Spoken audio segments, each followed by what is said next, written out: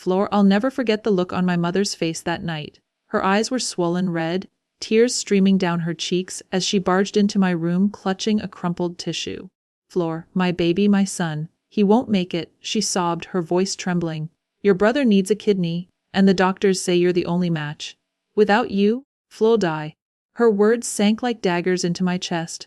My brother Daniel, and I had always lived in a world where he shined and I was the shadow. He was the golden boy, athletic, charming, adored by everyone. I was the quiet one, the forgotten one. Still, the thought of him dying, my own brother, felt unbearable. Floor, I swallowed hard. Mom, are you sure? The doctor said. Yes! She cut me off quickly, almost too quickly. They said you're the only chance he has. Please, Floor, don't hesitate. Think of your brother's life. Her desperation left me no room to breathe.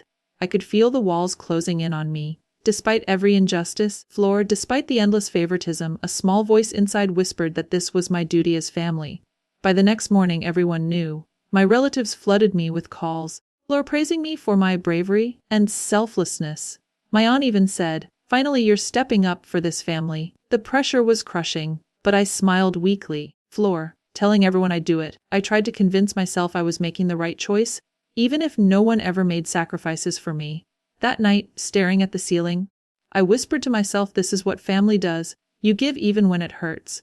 But deep down I felt something gnawing at me, an unease I couldn't explain. Floor, as the surgery date drew closer, little cracks began to appear in the perfect story my mother painted.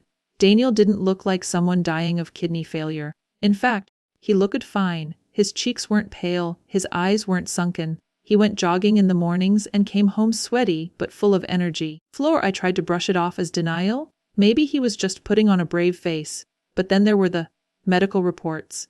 Every time I asked to see them, my mother got defensive. You don't need to see the reports, she snapped one afternoon while folding laundry. The doctors know best. Why don't you just trust me?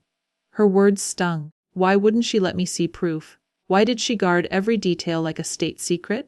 At night I overheard muffled conversations between her and Daniel. Once I caught a phrase, Floor, don't worry, we'll handle it. Another time, just keep playing along. My stomach twisted.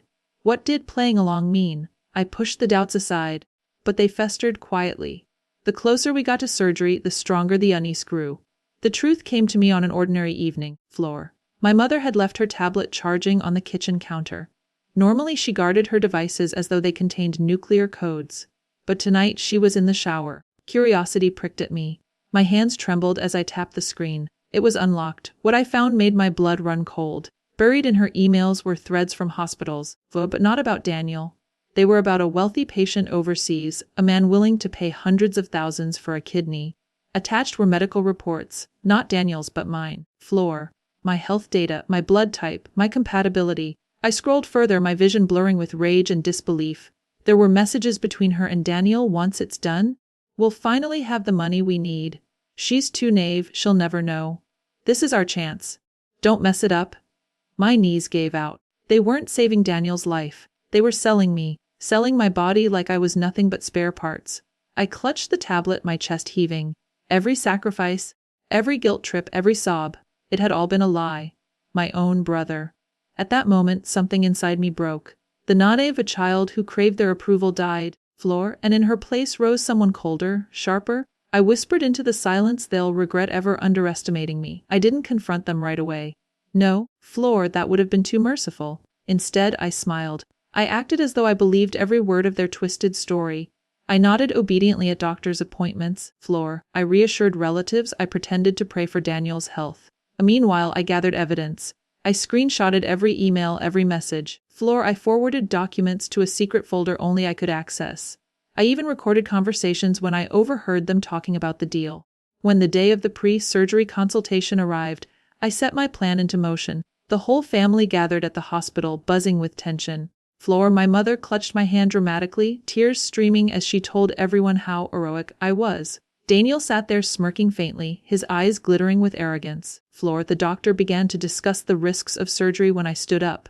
My heart pounded, but my voice was steady. Actually, before we proceed, I said, pulling out my phone. Floor, there's something everyone should see. A gasp filled the room as I projected the emails onto the screen. The words blazed like fire: the black market negotiations. Floor, the medical reports with my name, The callous messages between my mother and brother. The silence that followed was suffocating. My mother's face drained of color. Daniel stammered, "Floor. That's not." But it was too late. The evidence was undeniable. Relatives who once praised me now turned on them with disgust. The doctor excused himself, Floor, muttering about alerting authorities. My aunt shouted, "How could you do this to your own child, to your own sister?" I just stood there, calm amidst the chaos. For once, Floor, I held the power.